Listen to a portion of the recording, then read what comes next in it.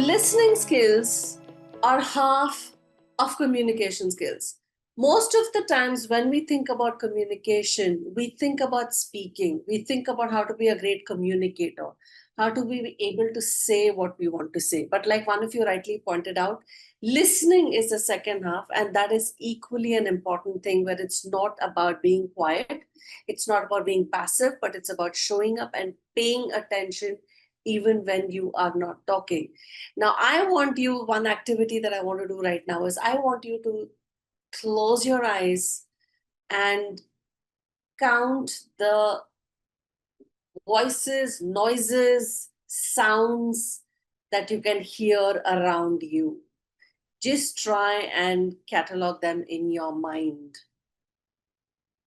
It could be vehicles, it could be your child playing around you, it could be the air conditioning, the fan, some construction work happening around you. There are train tracks behind my house, so I can hear the trains. How many can you count?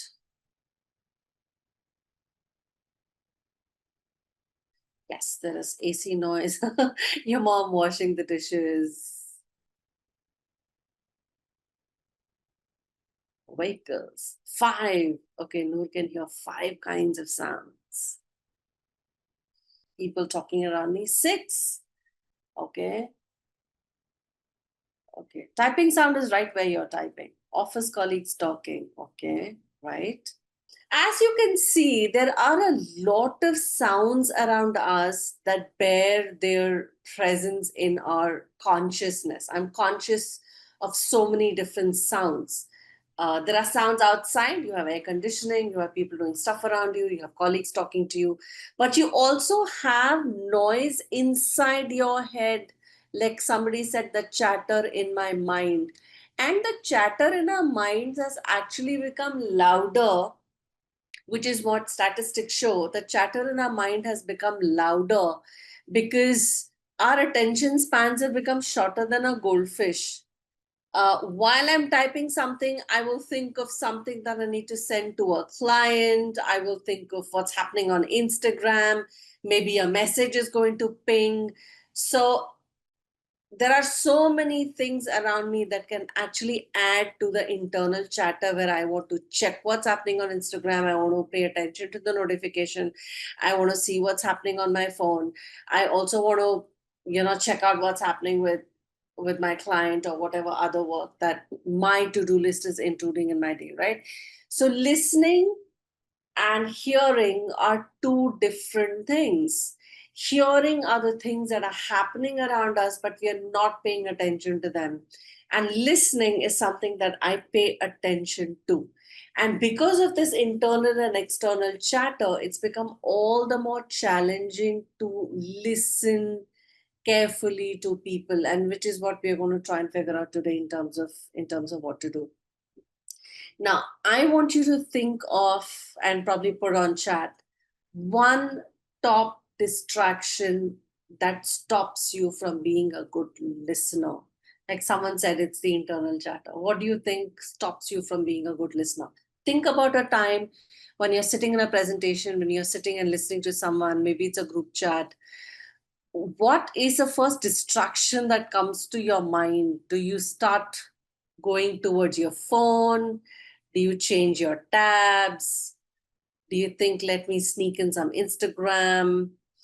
Boredom. Okay, not interesting introduction, lose into some other person talking loudly on his own phone. Okay, that's an external distraction, sure. Diverting on subtopics inside the discussion. Okay. Thoughts, that is another internal distraction.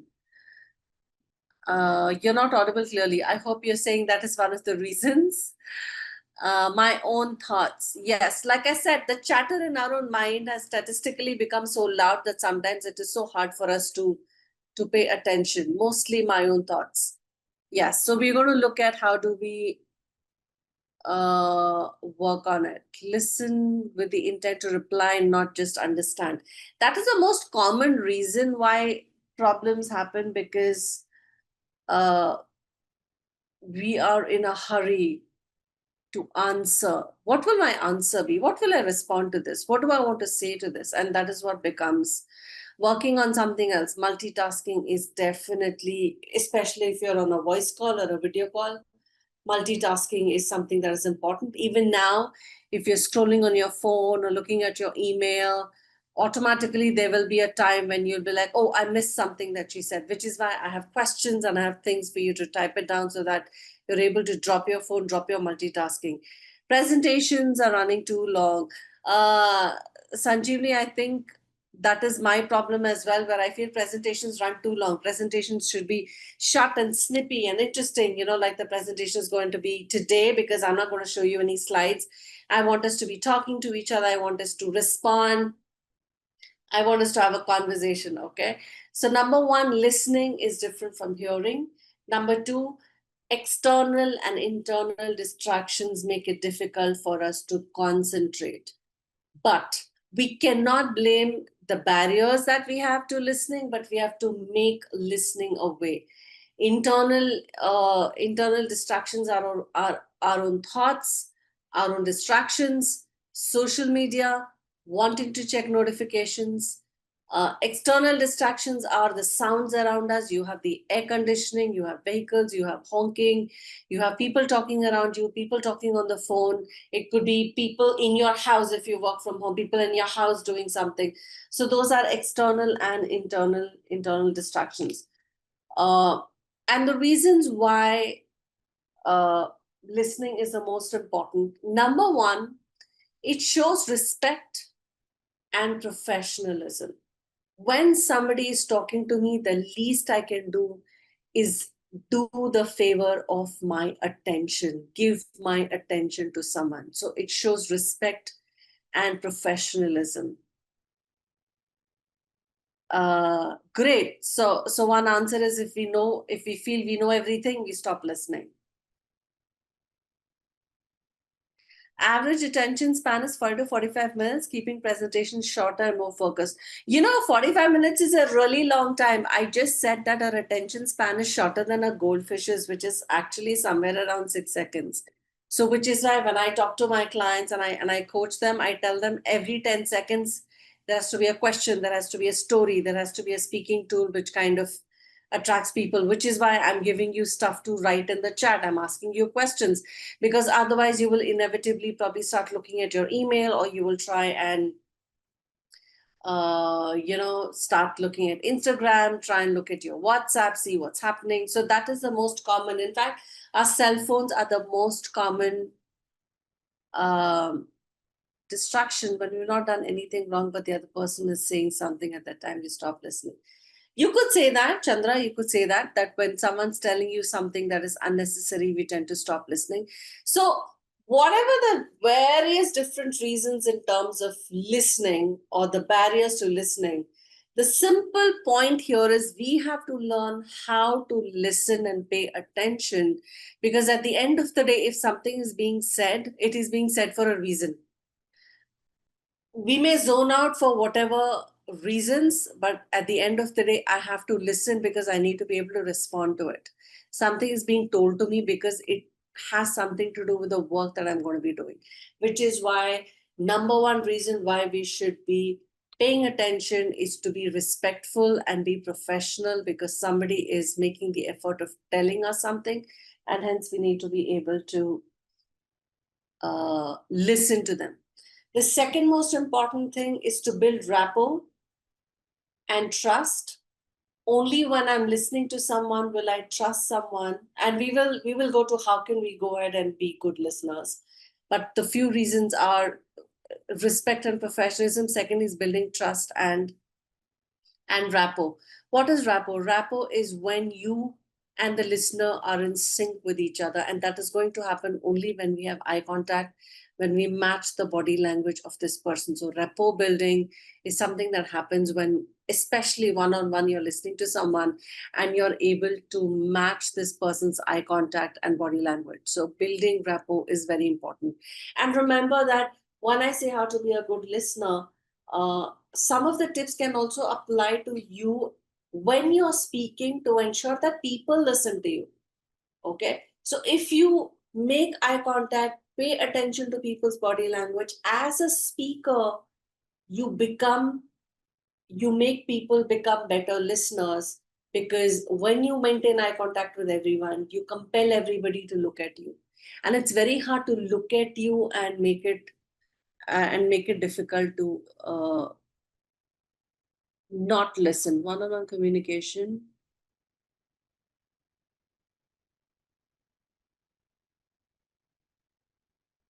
Does effective listening contribute to better leadership? Yes. I think it's shortcut to Irfan Khan. I think that's what your name is. Yes, during conversations, we seem to be listening, but our minds are often occupied. The whole point of today's session is to figure out that should not happen. And you can apologize by acknowledging and saying, I'm sorry, I got distracted. But if it is an important conversation, why would you get distracted? And this is disrespectful to the person who's speaking to you, because you not just got distracted, but you're outright telling this person, hey, I got distracted. Sorry, I didn't think it was important to listen to you. And which is why, I wasn't able to listen to you. And how would you feel if somebody did not extend that courtesy to you when you were speaking? If I were to tell you, hey, I just got distracted in the middle of what you said, so can you say that again? Does that mean you did not think it important to listen to this person? So think about it in that sense. How would you feel if someone told you the same thing? So, which is why it is important for us to pay attention. And even if we got distracted, it is important. We're going to look at tips on how to do this. It's important for us to keep track of the conversation in such a way that even if we zoned out, we zone back in and say, oh, okay, this was the last point and here is the next point. Which is why structure is important when people speak, but that's not what we're going to talk about today. When what people are saying is structured, it's easy to jump back into a proper communication. So number one, respect and professionalism. Number two, it's building trust and rapport. Number three, it reduces misunderstandings, miscommunication. A lot of time people may say something, you missed out on something, you heard something else.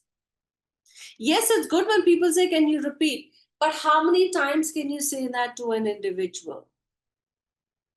A good listener is also a good speaker. You can say that to a large extent. That is possible, Apurva, because when we come to tips in terms of becoming good listeners, you will see how being a good speaker can also help being a good listener. So it helps avoid misunderstandings. Because if someone said something, you missed out, which is why we're going to talk about clarifying questions later in the session. It reduces misunderstandings. When you are on track, you understand what this person said, and you can use a clarifying question to understand whether you've understood this person or not. We're going to talk about clarifying questions in a bit. It strengthens relationships. Number four, someone just asked, is it important to become a good listener? Yes, it's absolutely important to be a good listener and be a good leader. As a leader, how would you judge someone if someone kept saying, oh, I'm sorry, I missed what you said. Can you say that again?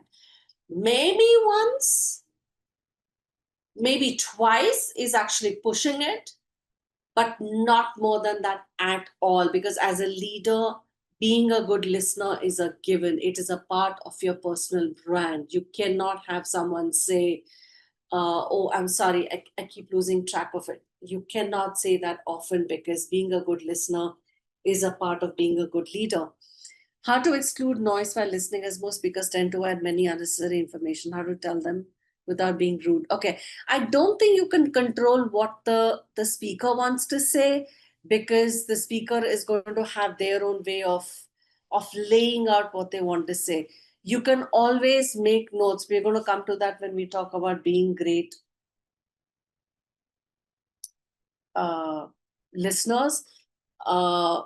Is holding a pen and paper and ensuring that you keep track of what is being said, and which is why being a good listener is what becomes critical, to keep track of what somebody is saying. Somebody might have a very circuitous way of something. Someone might be very short and concise. You cannot control the speaker's style of communicating ideas. You need to be able to keep track of them, and we will learn how to keep track of them in a bit. Listening also encourages open dialogue, because when you've listened to someone, you've understood what this person has said.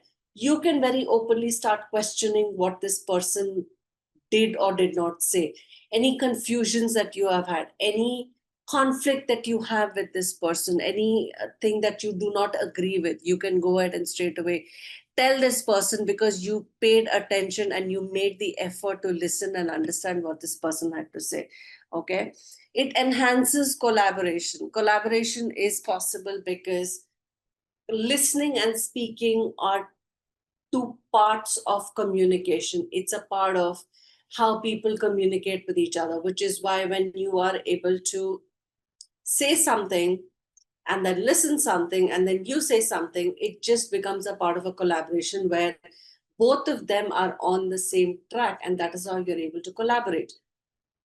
So a few reasons why we need to listen: because it enhances interpersonal communication, it builds trust and rapport, it demonstrates respect and professionalism, it strengthens relationship, it enhances open dialogue, and it creates collaboration between two people. In our office, we have people who don't want to listen first, but they want to speak first. How to deal with it? I would say let them speak first. It's like if there's a pot and this pot is full of water, what happens when you pour more water into it? What's going to happen if you take a pot of water which is already full and pour more water into it? It is going to start flowing out, right? It is going to overflow. It's going to brim.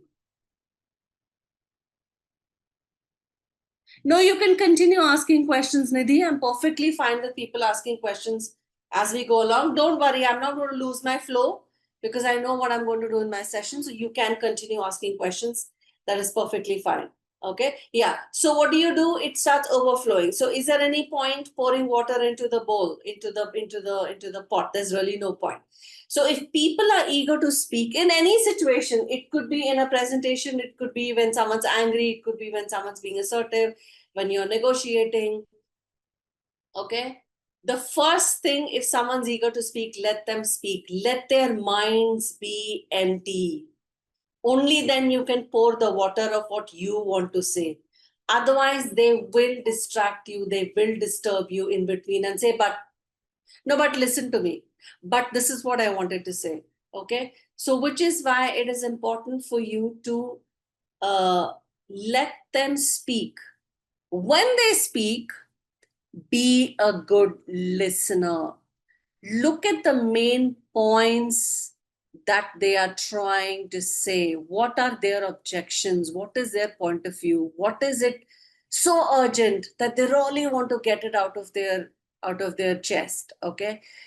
Pay attention to that, so that when you respond, you not just say what you want to say, but you actually are able to respond to what this person said. So you have double advantage here. Okay. Maybe certain controversies or certain disagreements that they have directly make what you want to say useless. So then there's no point for you to say something, because probably this person has already said that that they don't agree with you. Okay. So let people speak, and then you start speaking by addressing what they spoke. So be a good listener even when someone's in a hurry to speak. How to avoid listening to irrelevant things? I think I've already said whether it's relevant or not, that you can't decide. The speaker will say the way they say it, and you have to listen to it in order to understand whether something is relevant or not. So there's really no solution out of it. How to deal with people who just do not want to listen to you, but just keep talking and put their point forward and do not want to listen to your views at all? That's also a very good question, where you give someone 2 minutes, let them keep talking, be the active listener when they speak, And how do you take control from someone? You raise your voice a little high, take control, and then come back to your normal voice. You can say something like, I completely understand what you're saying, but let me just address what you just said. Okay. I hear what you say, but let me just finish what I want to say.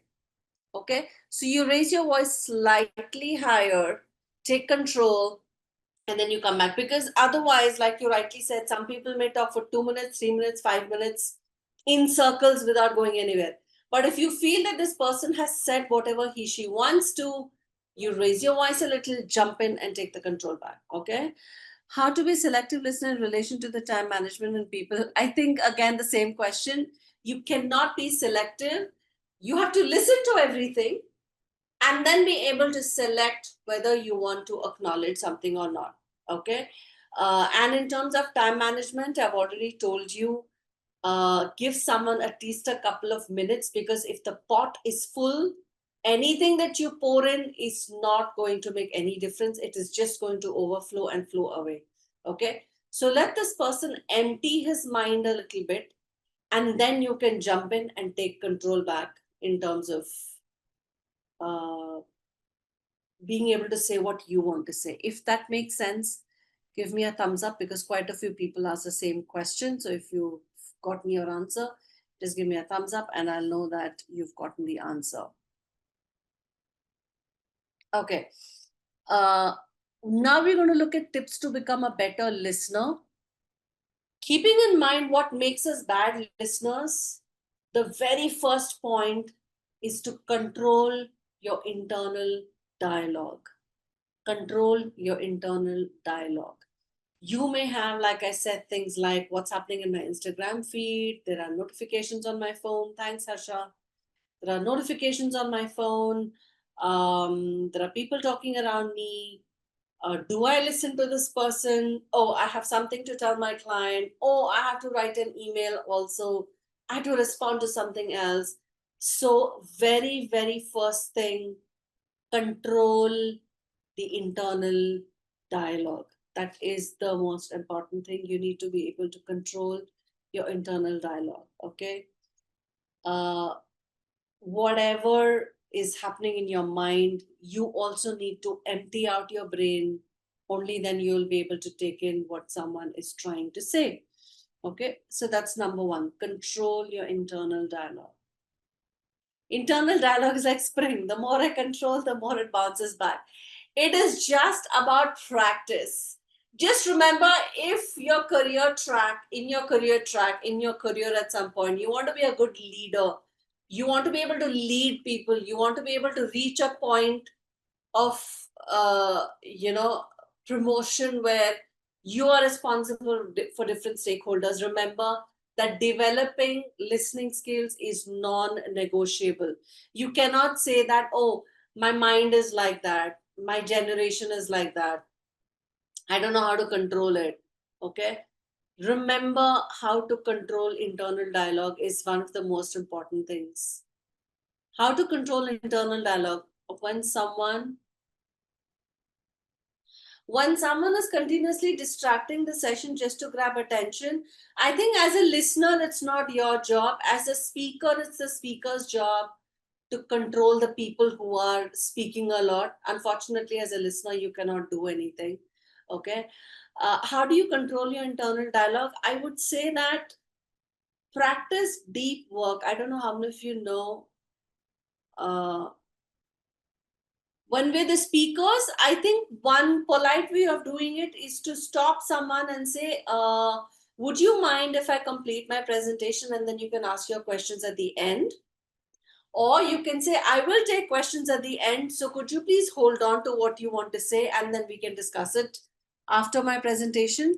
Or you can say, give me 2 minutes to finish what I want to say and then I will get back to you. So this person knows that this person will have some time at the end to say whatever he she wants to say, and then they can stop jumping in between and disturbing.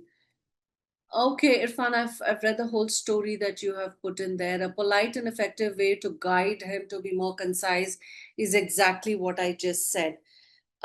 Give a person a minute. If a person still doesn't talk, raise your voice a little and take control of the presentation by saying, I think I know where you're going with this, but can we please, if it is irrelevant, you can say, one, can we discuss this offline? Or you can say, let me finish what I want to say, and then you can say everything that you want to say at the end of it. Three, you can say, I'll be taking questions at the end. Everybody will have the time to speak. Okay. I would not want you to bring it up in a non-work situation since you're friends. This person might feel like you are uh, taking advantage of your position as a reporting manager, but say that in the context of the presentation. Say that in the context in the meeting room where you say, yes, I've heard what you said, can you please wait till the end? You will need to develop your assertive skills for this, to be able to say this without feeling like you're controlling, without feeling like you're being rude. So your assertive skills will help you tell this person, please hold on what you want to say. You can say that at the end. Okay. Or you can time this person. You can say you have 1 minute to say what you want to say. And once the minute is up, you can say, hey, I'm sorry, your minute is up. This is what I want to respond to what you said. And let's move on. If you want anything to say, please get in touch with me after the meeting.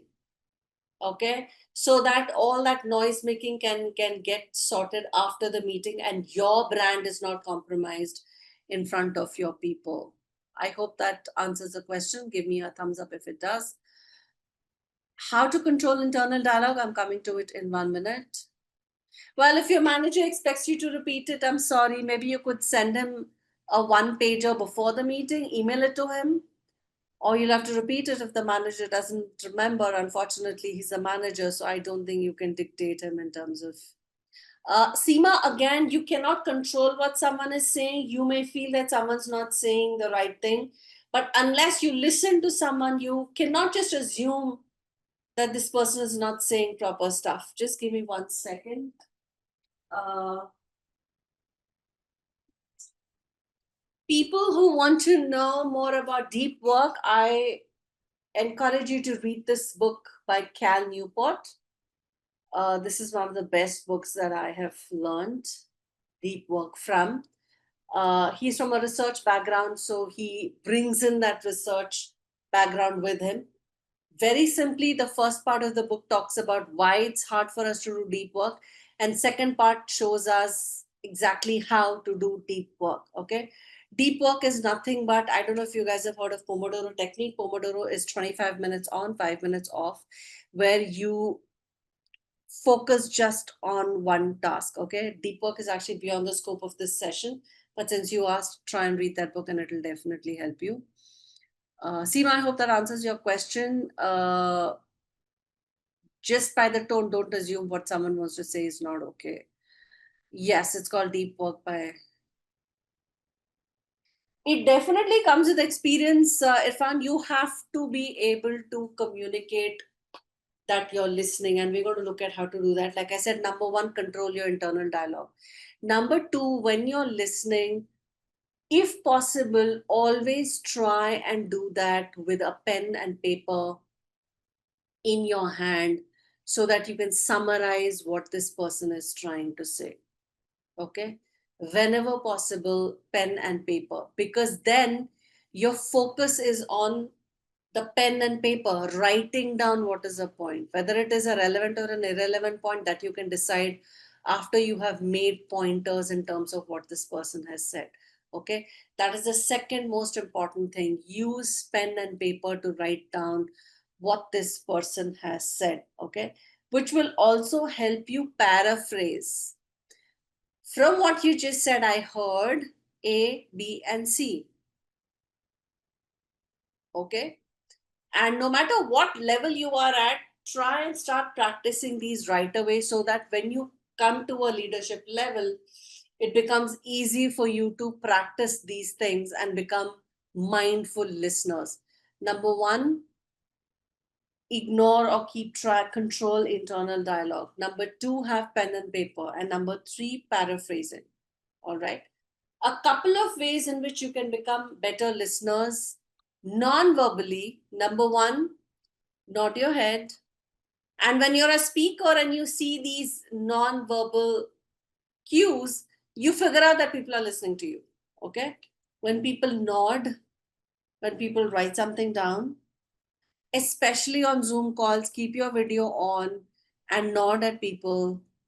Give people a thumbs up. Now, because you can't speak, I'm telling you, give me a thumbs up, which is a great way. In fact, when you're a speaker, it's a good idea to get people to acknowledge that they have heard and that they have understood what you have just said by saying, give me a thumbs up, uh, tell me yes, give me a nod. Okay. And that is what is going to help you understand if people are listening to you. And as a listener, you will be able to convey that you have listened properly. Okay. Um, so non-verbal cues really help by nodding. Okay. There are certain minimal encouragers as well by saying yes. Okay. Go on. Tell me more. I understand. Uh, that must be frustrating. Okay, so these are things which help the listener, sorry, the speaker understand that you are listening. And it also helps you become a better listener, because unless you have listened carefully to the speaker, you will not know what comment to make. You can't just keep saying yes, yes. You have to say things like, go on, tell me more, I understand.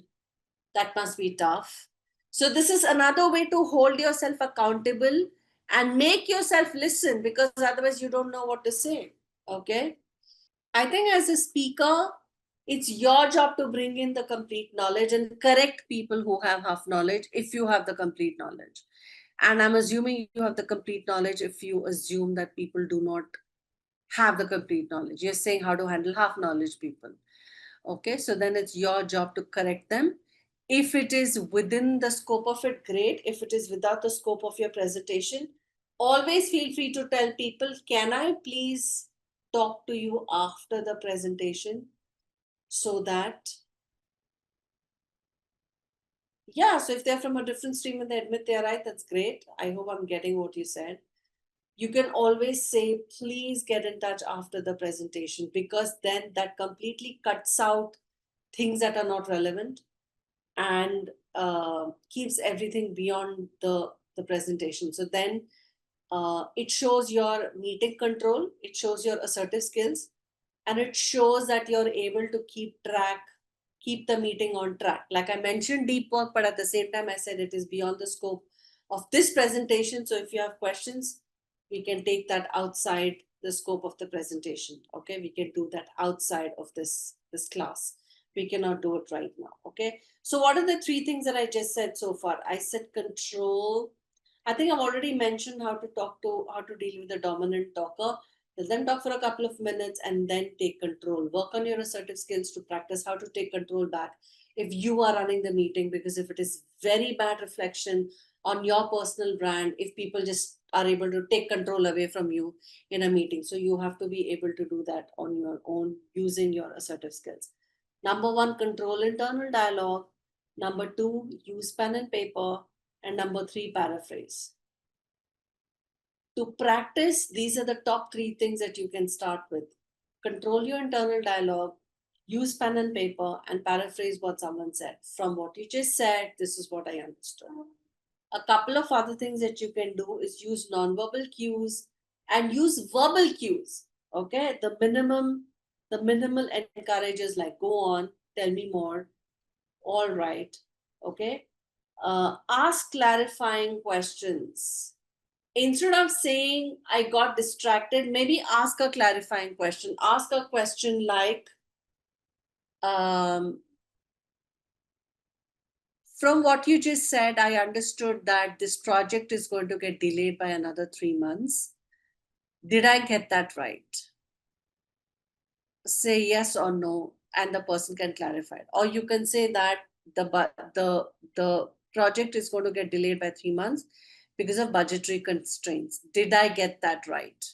So that way, you also give that respect to the speaker by saying, I understood this much of what you said. If there is something that I missed, please cover that gap for me. Okay, so that could be your clarifying question. Did I get it right? Okay, So then that becomes easier for you to meet this person halfway instead of getting to repeat this person everything by saying, "Oh, I'm sorry, I got distracted. I didn't hear what you said." You must have heard something. So clarify that and add a question at the end by saying, "Did I get it right? Is there something I missed? Can you tell me if I have missed something?"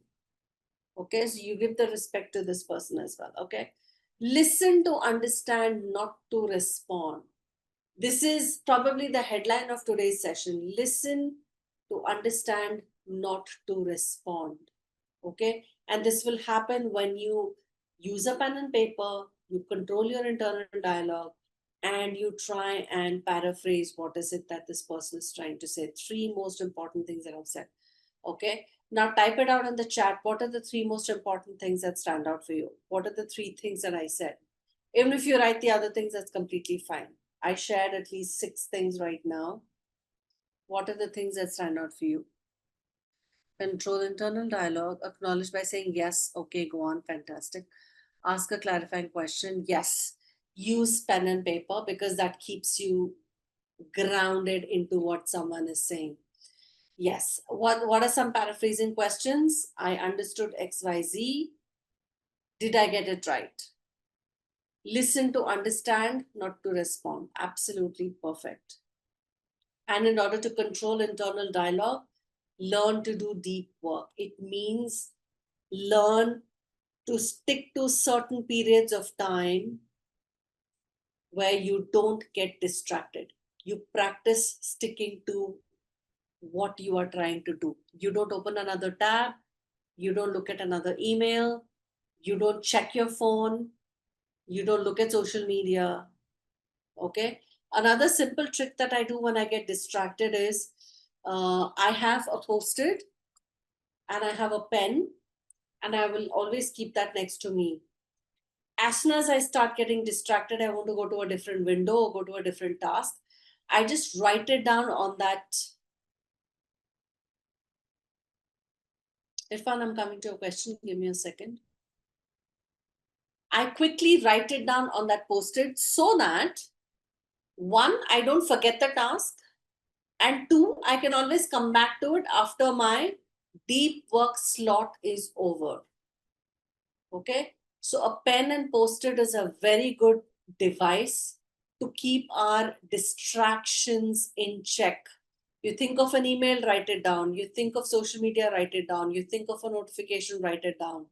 But keep your focus on the deep work that you're doing, or keep your focus on this person that you're trying to listen to. In fact, you can use your post-it and pen to write down what this person is trying to say so that you can later paraphrase and say, from what you just said, I understood A, B, C. If you can't solve an issue immediately, how can I reassure them that I understand and care? Again, you can paraphrase it and say, as I understand your question is about the financial implications of the project. Since I do not have the projections with me right now, can I get in touch with you after the session or after the presentation? Or you can say, give me a day and can I get back to you by the end of the day? So that you have a timeline and they have a timeline, and they also know that you're serious about it. Does that make sense? Okay, I have a thumbs up to that answer. Okay, all right, guys. Do you have any questions at this point in time? I know we've been asking questions as we go, but I'm formally opening the the webinar for questions. What we have done so far is, why is listening skills important? What are the barriers to listening skills, internal and external barriers? Why are listening skills important? It's about respect, it's about rapport, it's about open dialogues, it's about conflict resolution, it's about trying to not have any miscommunication and misunderstandings. How to effectively lead a conversation from our side. Honey, could you elaborate that a little? Because I think that's more from a speaker's perspective. I think the top thing I would say is to be clear about what you want to say. That would be number one. Because you're leading the conversation. So be very clear about when will you talk, when will you invite other people to talk. If other people jump in, when will you take the control back from them? Okay, I think we've spoken a lot about this. How do we handle people who talk a lot and don't give other people the time to speak, who are bad listeners because they jump in and they start talking? And I've already said taking control back in a presentation is one of the very important skills of a leader, because if you're not able to do that, it just shows that you're not a great leader. You let anybody hijack your meeting. So you need to be able to raise your voice a little, take the control back, and then continue. One other way to do it could be, I get what you're saying, but can I take your questions at the end? I'm not sure this is relevant to the presentation right now. Can we discuss this after the presentation? Can we discuss this offline? Which means you're just taking that big talker out of the equation and saying, let's do this outside the presentation.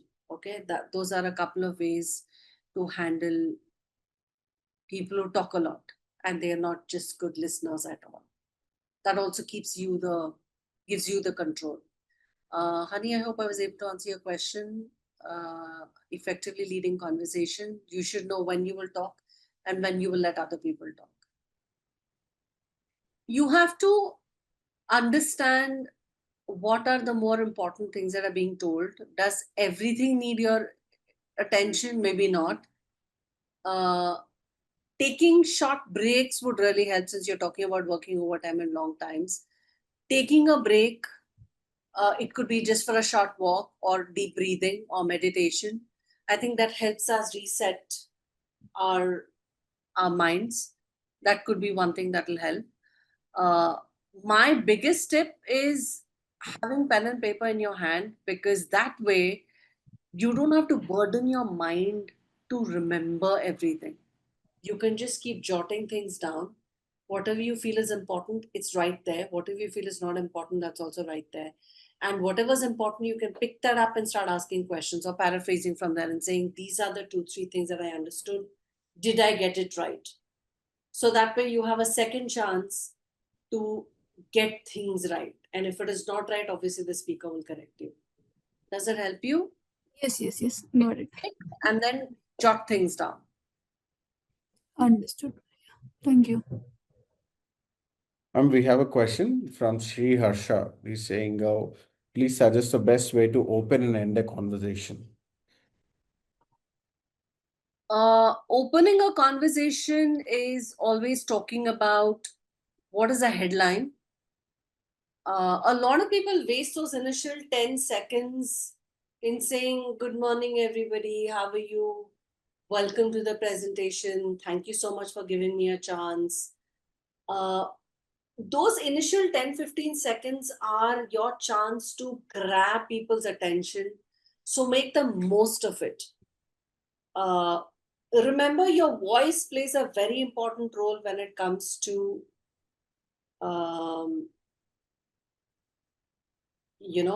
making that impact. Raise your voice slightly higher. And second important thing that you can do when you start in the best way is to use a speaking tool. What is a speaking tool? A speaking tool is a question. It could be a story. It could be a statistic. It could be surprising your listeners.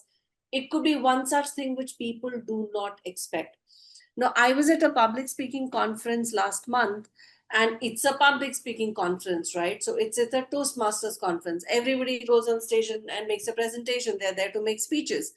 But we had this world champion of public speaking come there on stage. And the first thing he said is, stop making speeches. And that is such a big thing to say when we are literally in a Toastmasters convention where everybody gets on stage and makes speeches. He said, stop making speeches. And he said, start delivering experiences. That actually became the tagline of the entire session, because everybody goes there and says, I want to make a speech. But his pitch was, stop making speeches, but create experiences that people will remember. Okay. Similarly, you could use a statistic. You could say, did you know that 1 billion people every year, I don't know, lose a cell phone or go hungry in in the world. Okay. It has to be relevant to what you're going to say. Remember that it has to be relevant to what you're going to say. So that is one of the best ways to open. Think of one of the most attention grabbing ways, the most unexpected way in which you can jump in and you can grab people's attention. That's how to open in the best way. How to end the conversation. Number one, remember how and where you will end. Don't make it a rambling. So, yeah, I think I'm done. And so, some things that I said were ABC. So, if you have any questions, so that's not a decisive end. You need to know when your presentation ends, and your tone, very, very important. Your tone has to suggest that the presentation is now over. If your presentation is now over and people don't think that it's ended, people will just keep looking at you, and then you'll have to say, yeah, okay, that's it. That is one of the worst ways to end a presentation. So grab attention in the beginning, end in a way that it shows its ending. Okay. And remember, the tone of your voice is very important in signaling the opening and signaling that the presentation is ending, or whatever you're trying to say is ending. I hope, Harsha, that answers your question. Thank you so much, ma'am. Do we have any more questions? Yes, we have one from Irfan. We'll take a last couple of questions before we end the session. Champions or challengers? I'm not sure what that means. Maybe he is asking for feedback from you, saying, since it's a session on listening skills, how did we do in terms of listeners? Great. I got so many thumbs up, got so many questions. So I'm sure a whole lot of people were listening.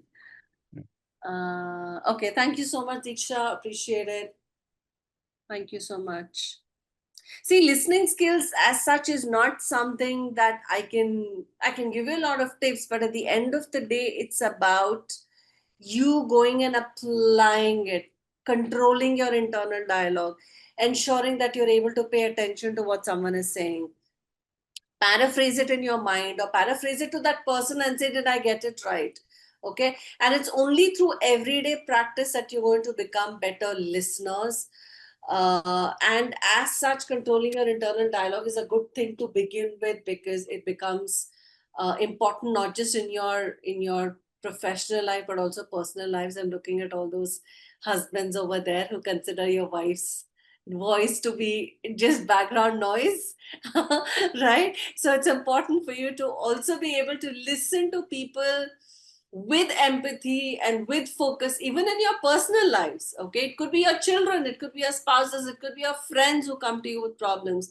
So listening skills are absolutely important. In fact, as a rule, yes, also for wives. All right, I'll take that. It's important for you to practice putting away your phone for an hour, 2 hours every day. Learning to live without your phone, because one of the most common distractions is something pings and we just want to pick up our phone and we just want to look at what's happening. Okay, so when you do your deep work, remember to just put away your phone and forget about it. Okay, so that you're able to focus on what you're doing. Our phones are number one distractors in today's world.